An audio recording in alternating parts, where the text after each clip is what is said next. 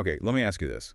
When was the last time you actually woke up feeling refreshed? Like properly refreshed? No alarm, just ready to go. That's a good question. It feels like a rare thing these days, doesn't it? It really does. And for way too many people, that feeling is, well, basically just a memory. It's actually kind of shocking when you hear the statistic. Something like 2/3 of adults in developed nations, they fail to get the recommended 8 hours of sleep. 2/3, that's huge. It's massive. And it's not just about feeling a bit tired or needing an extra coffee. The consequences go way, way deeper. Uh-huh. So today we're doing a deep dive into why sleep is just so fundamental. We're using Matthew Walker's book, Why We Sleep, as our guide because, honestly, it's incredibly eye-opening. It really is. Our goal here isn't just to list off problems, but to really get why sleep isn't just, one pillar of health. It might actually be the single most important thing for our well-being. And that's really not an exaggeration. For years it was all about diet and exercise, right? The two Right. pillars. But the science now, it's pretty clear. Sleep isn't just a third pillar. It's maybe the preeminent force, the foundation for the other two. Its immediate impact on how you feel, physically and mentally. It arguably eclipses both diet and exercise. Wow, eclipses them. In terms of immediate effect, yeah. Sleep was like this big biological mystery for so long, a stubborn vault, you could say.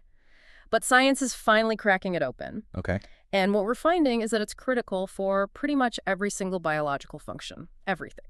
Okay, that's a big statement, eclipsing diet and exercise. Oh. So let's dig into the costs then. What actually happens if you're one of those people routinely getting, say, less than 6 or 7 hours? Well, the effects are really far-reaching. Yeah. And sometimes scarily fast. Just one example, and it's a shocker. Getting less than 6 or 7 hours regularly, it doesn't just make you tired. It can literally demolish your immune system. Demolish it. Yeah, we're talking more than doubling your risk of cancer. Hold on. Doubling your cancer risk. That's not just feeling run down. That sounds like a serious breakdown. It is a fundamental breakdown of your body's defenses. It's a pretty chilling thought, honestly. Yeah, no kidding. And it keeps going. Just 1 week of even moderate sleep reduction. It can mess with your blood sugar so much you'd technically be classified as pre-diabetic. 1 week. 1 week. Then there's a significantly higher risk of Alzheimer's later on. Your coronary arteries, they can become blocked, brittle. You're basically paving the way for cardiovascular disease, stroke, heart failure. Wow. And it's not just the body. You know that saying, a ruffled mind makes a restless pillow? Charlotte Bronte, nail it. Sleep disruption is directly linked to things like depression, anxiety, even suicidality. Mind and body are totally connected here. It's amazing how fast the body protests, isn't it? And you mentioned the physical side. What about metabolism and weight? So many people struggle with that. Does lack of sleep factor in? Oh, massively. It's huge and often completely overlooked. When you're sleep deprived, your hormones go haywire in a way that really works against you. Okay, so you get these surges in ghrelin, that's the hunger hormone, right? It makes you feel starving. And at the same time, it suppresses leptin, which is the hormone that tells your brain, okay, I'm full. Oh, right. So you're hungrier and you don't feel full as easily. Exactly. You end up eating more even when your body doesn't need it, leads to weight gain. And here's the really frustrating bit. Try dieting when you're sleep deprived. Yeah. Most of the weight you lose, it's likely coming from lean body mass, muscle, not fat. Your body basically starts eating its own muscle instead of burning fat. It makes dieting almost pointless, maybe even harmful. Wow. So sleep deprivation actively sabotages your efforts to eat well. Yeah. That's powerful. Uh-huh. But some effects are even more extreme, right? Even fatal. I think I read about a rare genetic thing. Oh, yeah, you're probably thinking of fatal familial insomnia. Very rare, thankfully. It's genetic. People basically lose the ability to sleep altogether. Completely. Completely. And tragically, after about 12 to 18 months with no sleep, they die. It just underscores that, yes, a total lack of sleep is ultimately fatal. That's just incredibly stark. Proof positive of how essential it is. But okay, that's rare. What about something more common but still devastating? Drowsy driving? Oh, absolutely. Drowsy driving is like this silent epidemic. It's shocking. Every hour, on average, someone in the U.S. dies in a traffic accident because of fatigue. Every hour. Yeah. But here's the bit that really gets you, the really sobering part. Accidents caused by being drowsy. They actually exceed the number caused by alcohol and drugs combined. Combined. More than alcohol A and D. That's what the data suggests, yes. Wow. That just highlights how much we underestimate this danger. We really do. And these crashes are often deadlier. Why? Because if you fall asleep at the wheel, there's no braking, no swerving, Yeah, nothing. impact. Exactly. A 1-ton vehicle going 65 miles an hour, completely uncontrolled. And look, these aren't just isolated problems, right? Individual health issues or sad accidents. It points to this huge systemic blind spot in how we talk about health today. Yeah. For way too long, society's treated sleep like it's optional, a luxury, expendable even. Right, like you're lazy if you need 8 hours. Exactly. And this deep dive really is about correcting that, shining a light on the hard science that shows sleep is absolutely non-negotiable for pretty much everything we do. Okay, so the damage is clear. Widespread damage. But how does our body actually manage something so critical? What's the biology behind it? What makes us sleepy or awake? It really boils down to two main things, kind of working together. First, you've got your internal 24-hour clock. That's the circadian rhythm. Okay. And second, there's this chemical pressure that builds up in your brain the longer you're awake.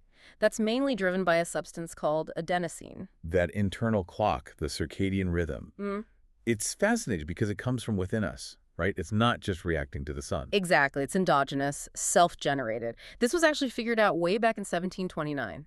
This guy, Demeron, he studied this plant, Mimosa pudica. The one with the sleeping leaves. That's the one. Darwin called them that. Leaves open in the day, close at night. So Demeron puts the plant in total darkness. And the leaves kept doing their thing, opening and closing on schedule. Proved the plant had its own timer, totally separate from sunlight. It's like universal. And we have one too. I remember reading about that Mammoth Cave experiment. Oh yeah, Kleitman and Richardson. Classic study. They lived underground, no clocks, no sun, for over a month. And what did they find? Our clock isn't exactly 24 hours. Nope. It's slightly longer, on average, around 24 hours and 15 minutes. So left to our own devices, our bodies naturally want the day to be a little bit longer. Which kind of explains chronotypes, right? Morning larks versus night owls. Definitely. And it feels like our modern 9-to-5 world really favors the larks. Its stuff on owls forces them into constant sleep debt. Why would that difference even exist? That's a great question. And there's a really cool evolutionary idea. Think about our ancestors in a group. If some were natural night owls and others early birds. And someone was always awake. Pretty much. It means the whole group was only fully asleep, fully vulnerable, for a much shorter window each night, maybe increased their survival chances by like 50%. It's a neat example of how diversity helps the group. That's fascinating. And this internal clock thing, it perfectly explains jet lag too, doesn't it? Why flying east is so much harder. Totally. Flying east forces you to try and sleep before your internal clock is ready. You're asking your body to shorten its natural day. That's hard. Right? Going west lets you extend your day, which is actually easier because our natural cycle is already a bit longer than 24 hours. Makes sense. But the effects on people who travel constantly, like flight crews, they're pretty serious. They really are. Studies show parts of their brain linked to memory and learning can actually shrink. They have worse short-term memory, higher rates of cancer, type 2 diabetes. It takes a toll. And the hormone that keeps this clock ticking, essentially, is melatonin, the darkness hormone. Exactly. Melatonin signals nighttime to your body, starts rising after dusk, peaks in the middle of the night, then drops off near dawn. Tells your system, okay, time to wind down. Okay, so that's the clock. What about the other factor, adenosine, the sleep pressure chemical? Right. Adenosine builds up in your brain every moment you're awake. The longer you're up, the more adenosine accumulates, the sleepier you feel. It's like a pressure valve. And that's what caffeine messes with. Precisely. Caffeine works by basically getting in the way. It blocks the adenosine receptors in your brain. Though it doesn't get rid of the sleepiness, it just hides it. Exactly. It puts up a temporary wall. You feel alert, but the adenosine is still there, building up behind the scenes. And here's the kicker. Caffeine's half-life. How long is that? On average, 5 to 7 hours. 5 to 7 hours. Seriously. So if I have a coffee at like 7 p.m. Then half of that caffeine could still be blocking your adenosine receptors well past midnight, maybe 1 a.m. or later. Wow. No wonder people have trouble sleeping after late coffee. Right. And then when the caffeine finally wears off, all that built-up adenosine rushes back in. That's the caffeine crash people feel the next day. So what happens to the adenosine during sleep? The brain basically clears it out, degrades it, removes it. That's what relieves the sleep pressure. Once it's cleared and your circadian rhythm is swinging back towards wakefulness, you wake up feeling refreshed, hopefully. Okay, so sleep isn't just one big block of unconsciousness. It has different stages, right? Doing different jobs. Absolutely. It's not monolithic at all. You cycle through different types. There's NREM sleep, non-rapid eye movement. Okay. That's characterized by these deep, slow, synchronized brain waves. You could almost imagine thousands of brain cells singing together in time. And what's happening then? That's when your brain does a lot of the methodical work. Sorting information, filing away memories, like a librarian organizing the shelves. NREM actually came first, evolutionarily. Okay, NREM. And the other one is REM. Right. Rapid eye movement sleep, also called paradoxical sleep. Because your brain activity looks almost like you're awake, but your body's mostly paralyzed except for your eyes darting around. Why paradoxical? Because the brain is super active, but the body is still. REM is more like the brain's creative workshop, processing emotions, making new connections, dreaming, essentially rewiring itself. So NREM for filing, REM for creativity and emotion. Yeah. That's a useful way to think about it. We've got the clock, the pressure, the stages. It's clearly complex. Yeah. But bottom line, what's it all for? What do we actually gain from all this? Yeah, so what does it all add up to? Basically, each stage gives you different absolutely vital benefits for your brain, for your body. Skimp on any stage and you'll feel it. You'll have problems across the board. Let's start with memory. That seems like a really big one. You said NREM is like a memory architect. It's incredible, honestly. NREM sleep, especially early in the night, is crucial for taking new facts, things you learned, and moving them from fragile short-term storage into more permanent long-term memory. Studies show it clearly. You get something like a 20 to 40% advantage in remembering stuff if you sleep on it compared to just staying awake. 20 to 40%, that's huge. It is. And it can even retrieve memories you thought were lost, like hitting save and recover on a hard drive. That feeling of, oh yeah, now I remember the next morning, that's often NREM sleep working its magic. Amazing, like memory repair. Yeah. But then there's that even wilder thing, targeted memory reactivation, using sounds. Yeah. It sounds like science fiction, but it's real. Researchers can play a specific sound cue during NREM sleep, say a cat meow, if you learn to associate it with the picture of a cat earlier. And it selectively strengthens that specific memory. It shows just how precisely sleep can fine-tune our recall. Wow. And, just as important as remembering is, forgetting. Strategically letting go of useless details. Sleep helps with that too, pruning connections to keep the system efficient. Makes sense. You can't remember everything. Exactly. And building on that, there's even research looking into selectively weakening traumatic memories, like in the movie Eternal Sunshine of the Spotless Mind, but potentially a real clinical tool for things like PTSD down the line. That would be incredible. Yeah. So memory consolidation, even targeted strengthening and weakening. What about physical stuff? Motor skills, performance. Oh, huge impact there, too. Think about learning an instrument, right? You practice a tricky passage, you're clumsy, you go to sleep. And the next morning, you nail it. Exactly. That's sleep. Studies show massive gains, like a 20% boost in speed, maybe 35% better accuracy after sleeping compared to just more practice awake. Sleep somehow smooths out the rough edges in those motor routines, makes complex movements fluid. That applies to everything from sports to surgery, I guess. Are pro sports teams onto this? Oh, definitely. The smart ones are. They know that getting less than 8 hours can kill your endurance, match up your performance by 10, 20, even 30%. Wow. And good sleep after a game speeds up recovery like crazy. You even see it in babies. When they're learning to walk, transitioning from crawling, there's a big spike in stage 2 NREM sleep. It's wired into our development for motor learning. Hardwired. Okay. And then creativity. Problem solving. You mentioned dreams giving people breakthroughs. Yeah, and it's not just anecdotes. Those are great. Mendeleev and the periodic table, right? Paul McCartney dreaming yesterday. Keith Richards and the Satisfaction Riff. Mary Shelley and Frankenstein. Classic stories. Yeah. But is there science behind it? There is. Studies where they specifically wake people out of REM sleep show they're way better at solving complex problems, having those aha moments. Sleep specifically. Yes. Even with tricky maze tasks, REM seems to take unrelated pieces of information and fuse them together in totally new ways. Ways your logical, waking brain wouldn't even try. It's like informational alchemy. Informational alchemy. I like that. Our brains literally get more creative asleep. Okay, what about emotions? We all know we get grumpy after a bad night. Is that just being tired? It's much more biological than just being tired. Sleep is basically your brain's overnight emotional therapist. Without enough of it, things go off the rails. How so? Your amygdala, that's like the emotional gas pedal, especially for strong feelings like anger, fear, anxiety. Without enough sleep, the amygdala becomes hyperreactive. We're talking a 60% increase in its activity. 60%. Whoa. And at the same time, the prefrontal cortex, the rational part of your brain that normally puts the brakes on the amygdala, it loses its connection. It can't regulate those emotions effectively. So, gas pedal floored, brakes cut. Pretty much. That's why you get those unmetered, inappropriate emotional reactions. You literally lose your emotional control. It's physiological. That explains a lot about bad moods after no sleep. And this must have huge implications for mental health conditions. Huge. You basically won't find any major psychiatric condition where sleep is normal. Depression, anxiety, PTSD, bipolar disorder. Sleep disruption is always part of the picture. Does it just make them worse, or can it trigger them? Both.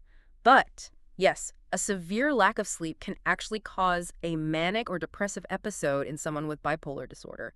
It's a direct trigger. Wow. Although, there's this weird paradox. For about 30–40% of people with major depression, pulling one all-nighter can temporarily lift their mood, like an antidepressant effect. Really? Wow. The mechanism isn't fully understood, but it's usually very temporary, doesn't last. So it's not a viable treatment, obviously. Right. Okay, so moving beyond the brain, Uh-huh. the whole body suffers, right? It's like dominoes falling. What about the heart? Yeah, the heart takes a direct hit, both short-term and long-term. Just one night of slightly less sleep, your blood pressure goes up, heart rate increases. Just one night. Yep. But chronically, regularly, getting only 5 or 6 hours, that increases your risk of coronary artery calcification, hardening of the arteries by 200 to 300% over just 5 years. 200 to 300%. Yes. And we see this play out on a huge scale with daylight savings time. That global experiment, right? Spring forward, lose an hour of sleep, heart attacks spike the next day, fall back, gain an hour, heart attacks drop. It's a direct population-level demonstration of sleep's impact on the heart. That's undeniable proof right there. And metabolism, too, you mentioned. Sleep less, eat more. Exactly. Lack of sleep messes with insulin sensitivity. It can push you towards a pre-diabetic state, even if you're healthy otherwise. Wow. And it ramps up cravings for sugary, high-carb foods. People eat, on average, about 600 extra calories a day when they're sleep-deprived. 600 calories. Is that just lack of willpower? Not really. It's biological. Remember, ghrelin up, leptin down. Plus, your body actually produces more endocannabinoids when you're sleep-deprived. Endocannabinoids, like cannabis. Yeah, they're your body's natural version. They stimulate appetite. It's literally the munchies effect driven by lack of sleep. Your body is screaming, eat. Your body is working against you. Okay, immune system. You mentioned cancer risk doubling. Right. And it's not just cancer. Sleep less than 5 hours. You're nearly 3 times more likely to catch a cold. 3 times? Yeah. And vaccines, they're about half as effective if you're sleep-deprived when you get the shot. Half. So my flu shot might not work as well if I didn't sleep. Could be significantly less effective, yes. And the cancer link? It's serious enough that the World Health Organization has classified nighttime shift work as a probable carcinogen, right up there with other known risks. Wow. A probable carcinogen. That really reframes shift work. Okay, what about reproduction and even like attractiveness? Yeah. Is beauty sleep real? It actually is, surprisingly. For men, chronic short sleep can lower testosterone levels so much, it's like aging them 10 or 15 years in terms of hormone dyes. Ouch. And for women, it significantly impacts reproductive health, fertility hormones, everything. And yeah, beauty sleep. Studies had people rate photos of individuals when they were well-rested versus sleep-deprived. The sleep-deprived versions were consistently rated as less healthy, more tired, and yeah, significantly less attractive. There are real, visible signs of fatigue that sleep deprivation creates. So it literally shows on your face. Yeah. And even deeper at the DNA level. Even there, chronic lack of sleep actually changes how your genes are expressed. Genes related to inflammation, stress, cardiovascular problems, they get turned up. And good ones. Genes important for your immune system, for healthy metabolism, they get turned down. And it even damages telomeres, those protective caps on your chromosomes. Shortened telomeres are linked to aging, so lack of sleep can literally make you biologically older than your actual age. It affects everything, down to our genes. So, okay, the evidence is overwhelming. Sleep is critical, which leads to the big question. Why aren't we getting enough? What's stopping us in this modern world? Yeah, it's a perfect storm, really. Walker points to 5 main culprits of modern life that attack our sleep. First, constant electric light, especially blue LEDs. Screens, basically. Phones, laptops, tablets. Exactly. Edison gave us light, but he also disconnected us from natural cycles. Blue light is particularly bad because it tricks our brain into thinking it's still daytime. It suppresses melatonin production by over 50% in some studies. 50%. Yeah, And it can delay the natural rise of melatonin by up to 3 hours. So your body's go-to-sleep signal is seriously delayed. Leads to those digital hangovers, feeling rough even after hours in bed. Okay, Light. What's second? Alcohol, the great deceiver when it comes to sleep. Right. People think it helps them nod off. It does sedate you, yes, but sedation isn't natural sleep. Alcohol fragments your sleep architecture. It suppresses REM sleep, which is vital, and it causes tiny awakenings all night that you probably won't even remember. You wake up feeling unrestored. Exactly, even if you think you slept heavily. Third factor. Temperature. Temperature. How? Our modern homes are often too warm or the temperature is too stable. To fall asleep and stay asleep properly, your core body temperature needs to drop by about 1 degree Celsius or a couple degrees Fahrenheit. And central heating cooling stops that natural drop. It can interfere with it, yeah. Experiments show that helping the body release heat, like warming your hands and feet slightly to draw blood to the surface, or even using cooling tech, can significantly improve sleep onset and quality. Interesting. Okay, fourth. Caffeine. We touched on it, but it's worth hitting again because it's so pervasive. That long half-life is the killer. Right, the 5-7 hours. Meaning that afternoon coffee can easily mess with your sleep hours later. And don't forget decaf. It's not caffeine-free. Have 3 or 4 cups decaf in the evening. That can add up to the caffeine load of 1 regular coffee. Good point. Sneaky. And the fifth factor. Society itself, specifically rigid work schedules, that old punching the clock mentality. The bias towards early starts. Yeah, it completely ignores that people have different natural chronotypes. It forces owls into chronic sleep debt, which harms their health, their mood, their productivity. Yeah. All because they're fighting their own biology due to an outdated view of work. It's a collision between biology and modern life. And the societal consequences. They're huge. Let's go back to drowsy driving again. That statistic, more deadly than alcohol and drugs combined, is just mind-boggling. It really is, and it's a massive public safety issue. We think we can just power through tiredness, force of will. It doesn't work.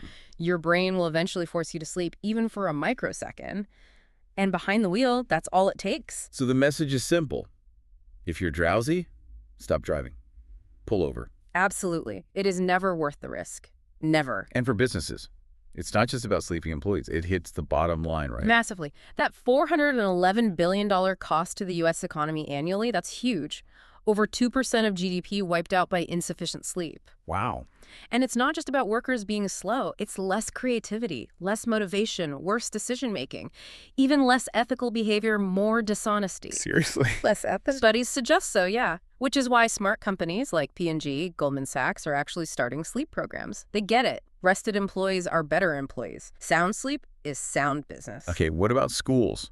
Kids pulling all-nighters. But that's basically rite of passage. And it's completely counterproductive. Trying to learn when you're exhausted is like trying to pour water into a sieve. The information just doesn't stick. Right, the leaky memory sieve. Exactly. But look at schools that have shifted start times later, like Adena, Minnesota. They started high school later.